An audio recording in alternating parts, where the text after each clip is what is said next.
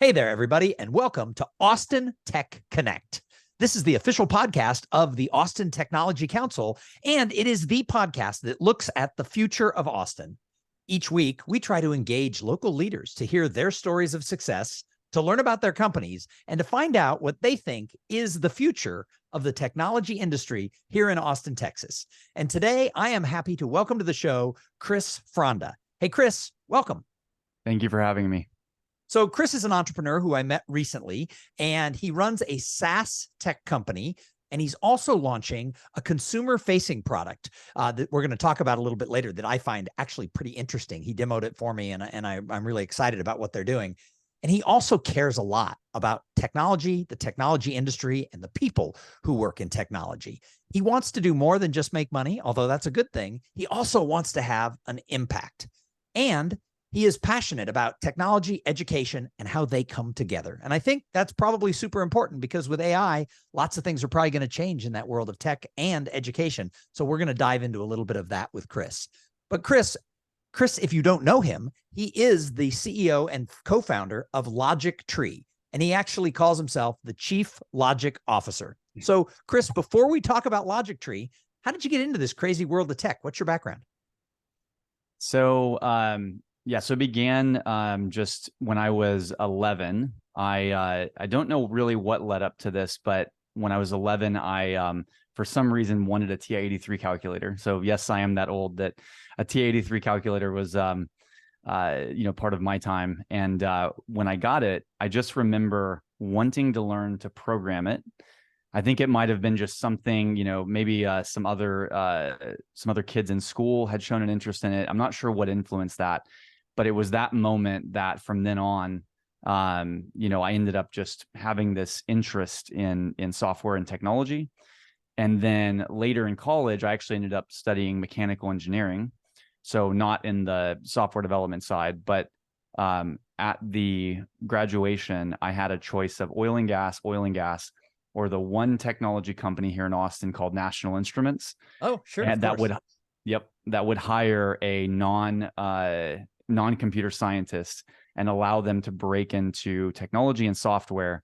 And I ended up choosing the lowest option out of college by quite a bit, because I wanted that opportunity. And also NI is just I had friends that interned there, and just such a great culture and a great company that they've built.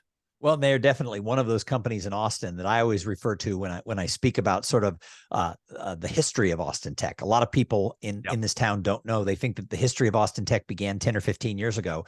This actually goes back a long way. And NI is an important one of the early growth companies that really came out of Austin and just exploded. So, and I hear the culture is awesome. So what a great place for the first job. And then you went on to found your first company. Is that right? I did. Well, tell us about that company.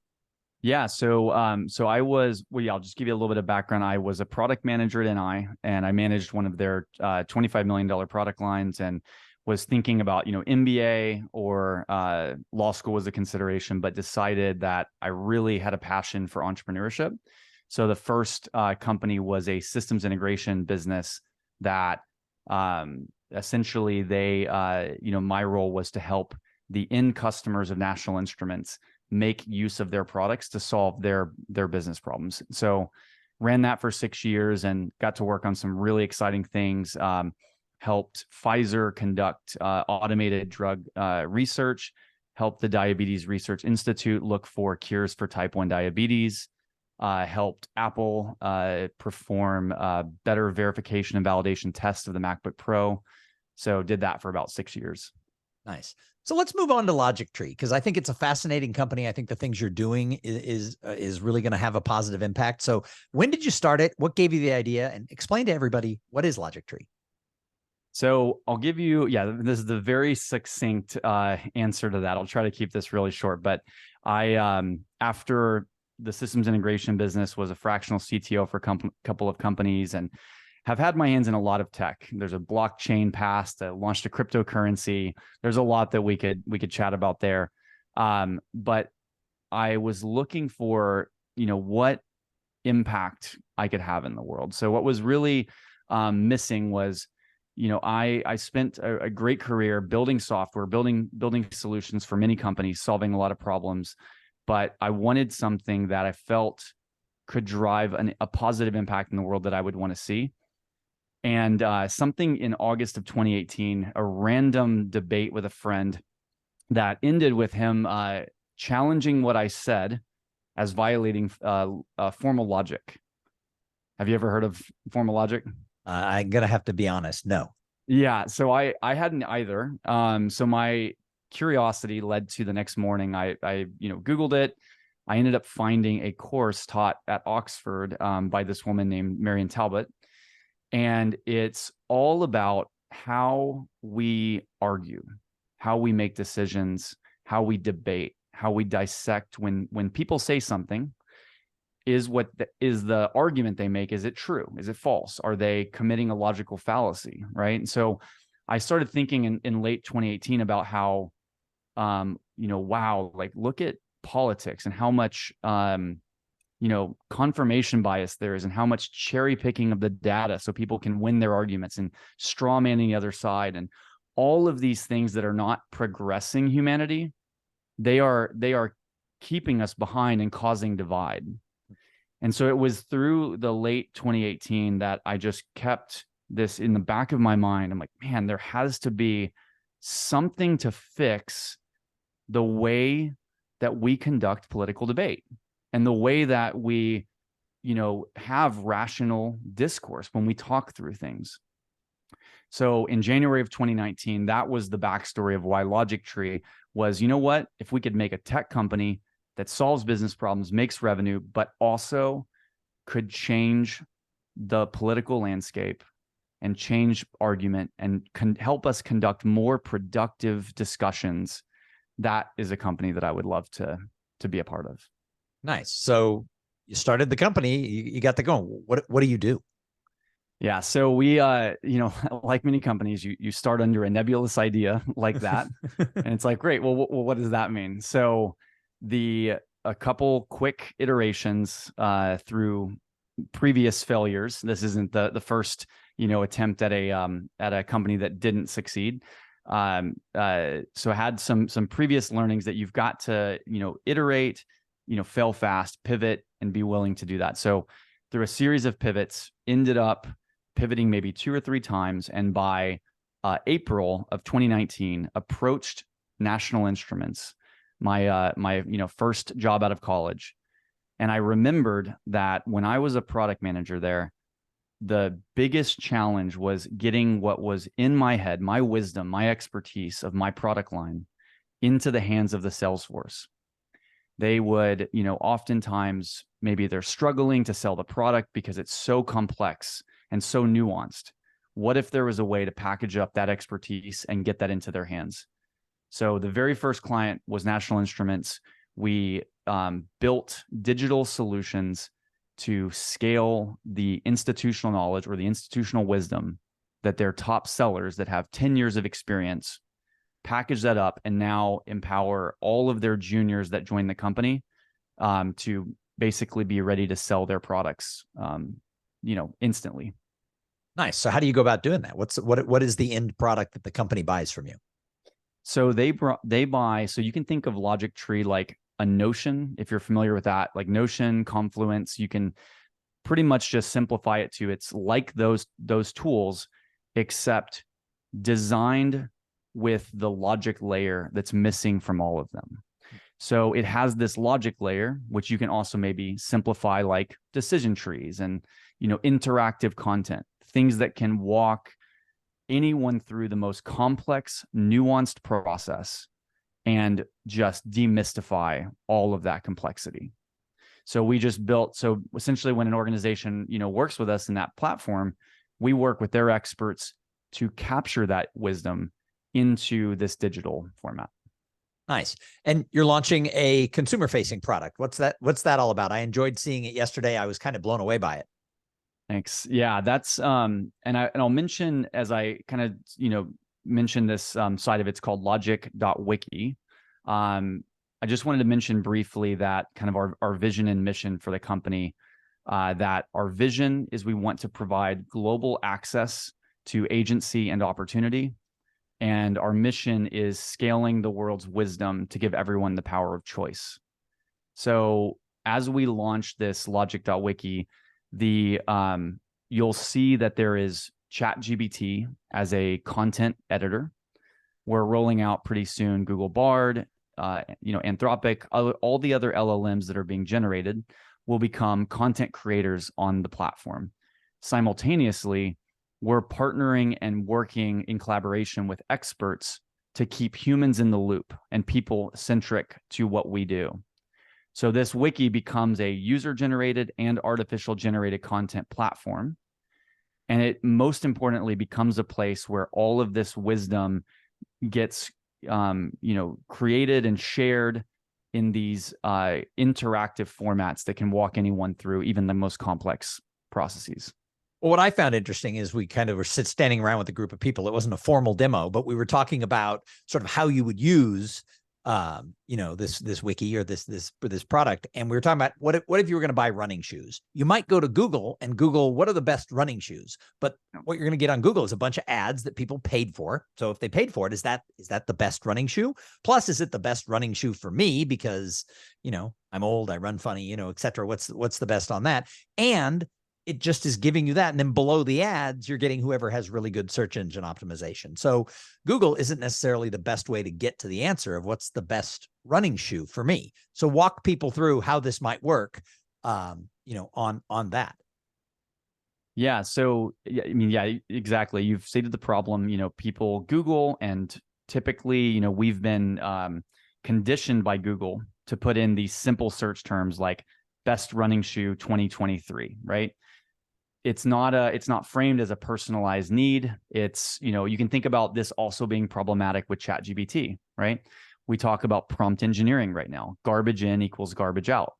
It's the same problem that Google and search has also, that we've seen in society. So with Google, this entire, paid affiliate model has been propped up to just optimize for businesses making money. What we hope to see is optimizing for people making the best decision for themselves.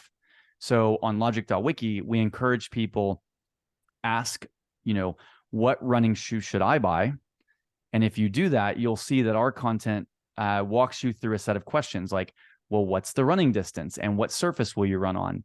And, do you have any knee injuries or foot injuries?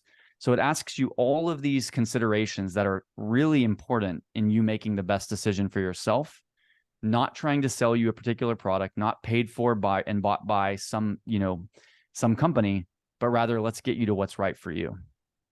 So how do those questions get sourced? How does it know what questions to ask me about, the running shoes? So ChatGPT, it's pretty amazing what they are, the LLMs that are being created right now, what they're able and capable of doing. So a lot of the questions are just being generated by these off the shelf publicly available LLMs. But what we have, and the reason why the human, both the experts that will create their own versions, as well as helping to moderate and curate what the AI is creating, that's going to be what's important. So just to touch on that briefly, in a future state, when we have more experts that are shoe selection experts, we would much rather have them creating the sets of questions that are being asked and then the exact recommendations that are being made, and the content is not involving AI at all. And we see some of the best, the best future tools being created entirely through human intelligence and expert intelligence. So does this bring then together the world of AI and ChatGPT and, basic humanity coming together to make it clearer? Is that what you're saying? That's exactly. Nice. Yeah. And I'll say one thing, we do call this, so artificial intelligence plus human intelligence equals logical intelligence. Oh, and I like that. That's what because the AI doesn't have logic, right? But as humans, many of us do. Not everybody, but most people do. Yeah, and also just I would say that what will be important, I think, in the future of education is as AI gets more infused into our life, how do we keep human intelligence ahead of artificial intelligence, right? How do we keep people thriving and becoming smarter and more informed so that we're able to stay ahead of AI and safely integrate it, right? We're not going to be as succumb to misinformation and disinformation, which is becoming even more widely spread at this time. So how do we build the tools that help to educate people and keep them ahead of all of that? Nice. I'm loving this. Is logic.wiki, is it already available to people, or is this something that's still being launched? Yeah, it is live, and you can go on there. You can ask anything you want. There's a button at the top. It says it'll ask with our AI logic bot, if it doesn't have the answer already created. But I will say the one thing that we're really, launching at this time and looking for are the experts that we can partner with. So we want the people, the experts, whether they're attorneys that want to help build question-led tools to walk entrepreneurs through, what type of a legal entity should they form, right? Or whether it's doctors helping walk through medical diagnosis. So that we want to have these experts come in and partner with us and collaborate, where we highlight them, we highlight their expertise and what they're doing. Interesting. So what type of experts, I mean, you said doctors and lawyers, what type of people are you looking for to partner with to create this list of questions? So it can be, yeah, we're looking for the people that have the clear domain expertise in a particular field. Some of the things that we're working on right now is we're building a content collection series about ethical AI. And we're doing that with a few key experts in that field that have this. They've been in AI for 15, 20 years. They're also launching ethical AI within some pretty notable organizations. So those would be some of the examples, is picking different fields. Maybe one other just to touch on is in politics, right? I think, we've already worked with a political organization called the Advocates, a libertarian group, and they've built all of these quizzes and surveys that help high school students understand where they align on political issues. So they answer these questions and it helps them understand, are they, where on the spectrum from Republican to Democrat to moderate to libertarian, where do they fall? And I think what could be, amazing in the future is we start to create even more granular tools, like, should I vote for or against this proposition? But we need those people, those experts that can help us create that, and we can partner on that. That's fascinating. So how will you measure the success of the company? How will you know that, hey, we're hitting it out of the ballpark?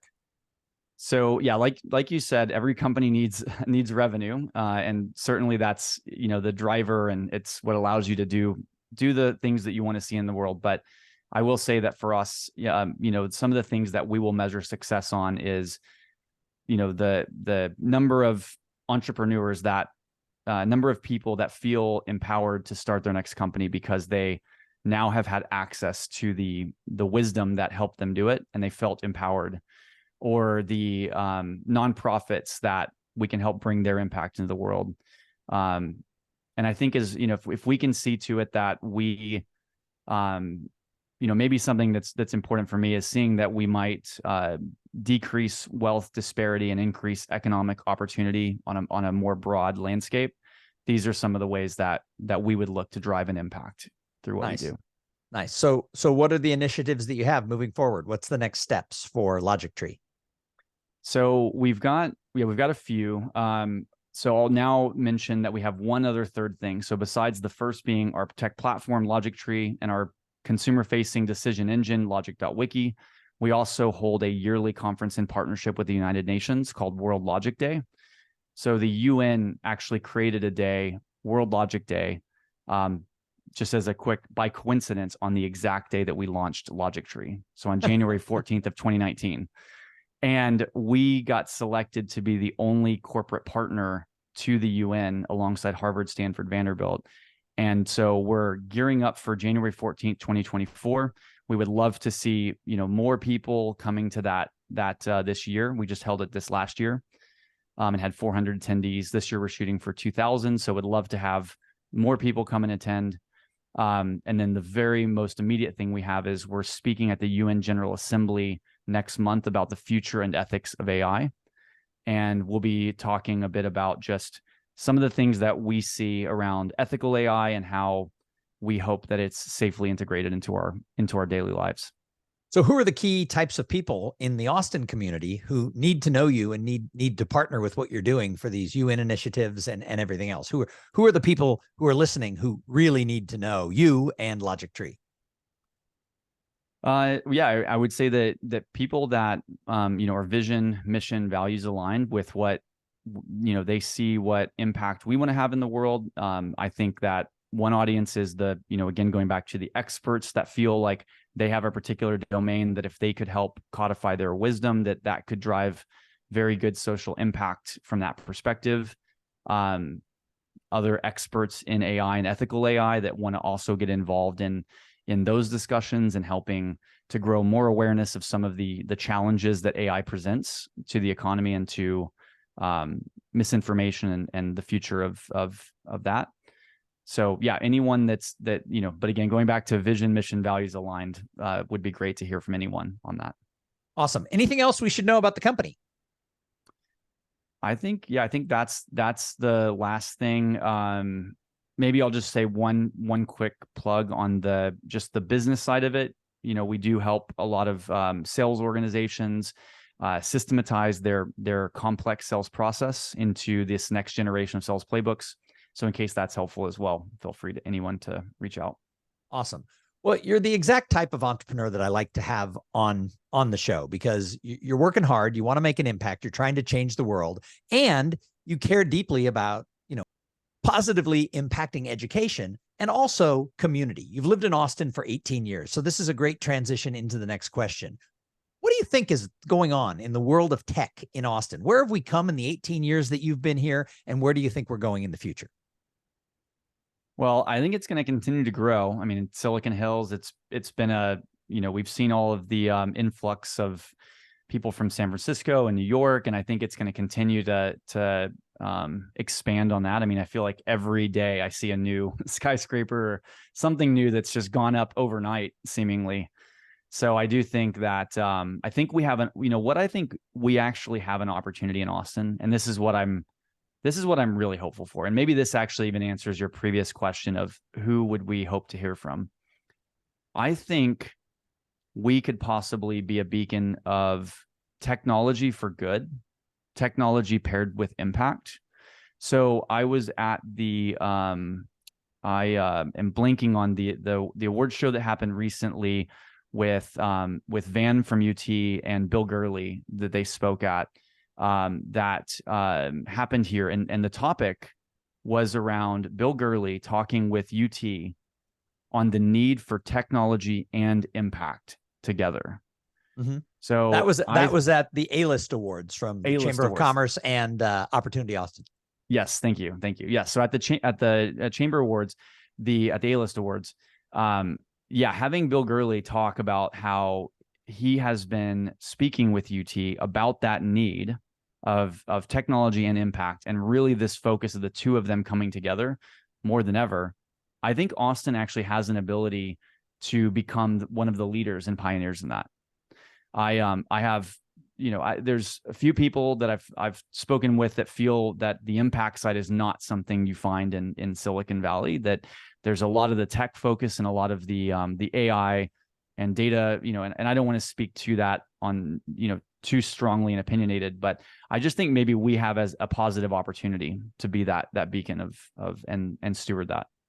And what do you think we have to do to be able to take that baton and run into the future? I love this idea of tech and impact. This is part of what the Austin Technology Council has always been about. Since 30 years ago, we were founded as the Austin Software Council. And the idea was to put technology on the map as the economic driver of Austin, but also to bring the community together to be able to grow technology, grow the companies, but also have that positive impact. Because I really believe that when we have that community and that collaboration and we're thinking for the good, great things can happen. But what do you think we have to do to get there? Because I don't know that we're there yet.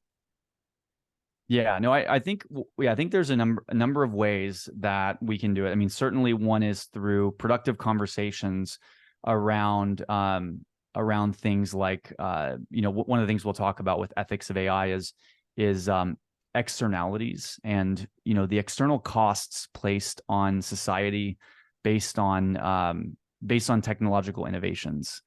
And there's discussions to be had around, okay, great, you invent something, that something makes money, and that something that makes money is then fundable, and great, that's what makes it good. But wait a second, were there any external costs placed on society based on that company creating that thing and making money, right? Not to, maybe just to point out, maybe one example that you could think of it is maybe creating cigarettes, right? And smoking, and we created something that people wanted and we sold it, but then it's something that we've realized placed a giant external cost on society and has caused cancer and has many long lasting effects. And I think there's just more productive conversations to be had around that. And then the second thing I would say is there is a bit in tech a winner take all kind of mentality, where you see a few make it and go big and everybody else kind of loses. And I would like to see a bit more of, how do we collaborate? How do we work together? How do even the, companies that are not VC fundable, right? There's kind of this thought that if you've got a startup, you have to be VC fundable. But to be VC fundable is a very small, not just that only a very small few get selected, but even just the constraints of what's needed to have a VC fundable model is very tight. And so if you're not VC fundable, then what does that mean for the future of your idea, and how do you get it to market? And that becomes a significant challenge. But what you have to do may be very beneficial and could drive positive impact. So what I would like to see is more of a focus in Austin around more of the, the rising tide lifts all boats. What if we have more collaboration working together, and we help to see to it that through that more people have more opportunity on that side. Well, I love what you said, because it ties right into the next question, which is, I believe that community, collaboration, and conversations can solve all problems. I think when we bring people together and we have the hard conversations, we can solve those problems. And when we break down the walls and the silos and people who have their own agendas, and everybody can come together and talk about some things we can agree on of where we want to go into the future, everybody wins. So when I say community, collaboration, conversation can solve all problems, which of those resonates with you the most, and why? Yeah, I think, if I have to pick one, because I agree with you that all three are important. And also all three are infused in what we do. But I would say, I guess, collaboration would be the most important. I think that, it's something that really speaks to a bit of our initiatives, right? Looking at Logic Wiki, where we're collaborating with experts to, share that wisdom and give more democratized access to that. And I think that what we want to try to do, wouldn't be possible without that collaboration. And then also we see that collaborating with founders that, have a tech idea that may not be, VC fundable, but their idea still matters and they matter, and the impact they want to have matters. And I think that we want to collaborate with them and see to it that they can still have a viable business, that they can still be delivering that impact. So collaboration, I think, is the word I'd pick. Nice. Well, that's what we're trying to do with the Austin Technology Council as we retool and reinvent the way we look at the future of tech in Austin. ATC is really trying to put collaboration right at the front, because we want to work together not only with all the other nonprofits that serve our tech industry, but also with the visionary leaders who found the companies and people who work in those companies. Because if we're not having everybody as part of a single community, then we get siloed and we have some divisions. So we want to look to the future in that collaborative way. So thanks for sharing that, because that resonates a lot with me. Last question for you is, you've lived in Austin 18 years. If you had a friend from out of town coming who'd never been here before, where would you take them as the place that they must see or they must eat if it was a restaurant? Where's the place you take everybody from out of town? Oh, wow. Let's see. Where would I take them? And to eat specifically? Or a venue to something to see. Interesting. Let's see. Wow, that's a good question. I would say, well, I am yeah, I do frequent Abba. I love their the hummus dishes that they have. So I'd probably say that would be a place. And then I guess maybe the second thing I would say is well, I do. Yeah. Barton Springs would absolutely be one of them. I love Barton Springs. And then recently, I hate to admit this because I'm a tennis player, but I have to admit I've given in, and pickleball is now a passion of mine. So I actually tried to fight it for as long as I could, just having the background in tennis, but it's just so much fun. And anyway, so I think, yeah, I'd probably say ABBA for food, Barton Springs, absolutely. And maybe throw in some pickleball. Nice. Well, you're not old enough yet. If you're over 50, I think pickleball is now mandatory, but Right. but you're getting an early start, so that's good.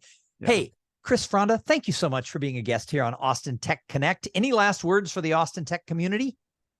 The only last thing I want to mention really quickly is just I'm grateful for the team that we have. I do want to mention my co-founder and chief impact officer, Chelsea Toller, who she helped start Austin's Giving Day. She worked with the UN for 6 years, helped start multiple philanthropic funds within the UN. She is passionate about CSR and ESG and an incredible person. So I absolutely recommend, if you haven't met her, you should absolutely meet Chelsea.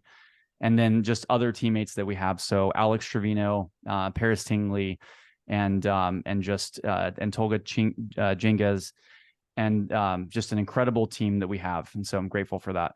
Awesome. Well, I look forward to meeting all of your team. And you know what, everybody?